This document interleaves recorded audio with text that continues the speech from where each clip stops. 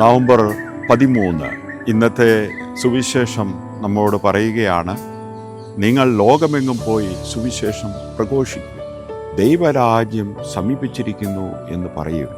കർത്താവ് ശിഷ്യന്മാരെ അയക്കുന്ന സുവിശേഷ ഭാഗമാണ്. ഈ സുവിശേഷ ഭാഗത്തിൽ ഏറ്റവും ശ്രദ്ധിക്കേണ്ടത്, പ്രിയപ്പെട്ടവരെ, തിരസ്കരണമുണ്ടാകും.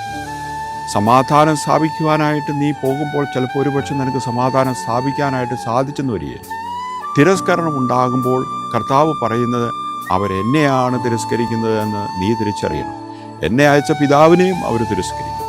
അതുകൊണ്ട് നിങ്ങൾ ബുദ്ധിമുട്ടേണ്ട കാര്യമില്ല, വിഷമിക്കേണ്ട കാര്യമില്ല. നിങ്ങളെ ഏൽപ്പിച്ച ഉത്തരവാദിത്വം ചെയ്യുക.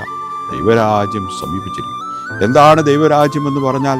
ദൈവത്തിൻ്റെ സ്നേഹം, അത് കുടികൊള്ളുന്ന ഒരു ജീവിതം.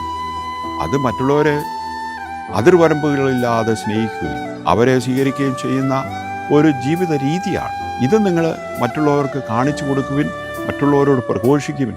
നമ്മുടെ ജീവിതം വഴിയായി ദൈവരാജ്യം പ്രഘോഷിക്കപ്പെടുവാൻ ഇന്നേ ദിവസം നമുക്ക് തീരുമാനമെടുക്കാം. നമ്മുടെ ഭവനത്തിൽ, നമ്മുടെ സ്വന്തം കുടുംബത്തിൽ നമുക്ക് ആരംഭിക്കാം. അങ്ങനെ സമൂഹവും സഭയും ലോകം മുഴുവനും ദൈവരാജ്യം ആയി തീരുവാൻ നമുക്ക് പരിശ്രമിക്കാം. നമ്മുടെ പങ്ക് നമുക്ക് നിർവഹിക്കാം. ഈശോനാഥൻ നമ്മെ അനുഗ്രഹിക്കട്ടെ.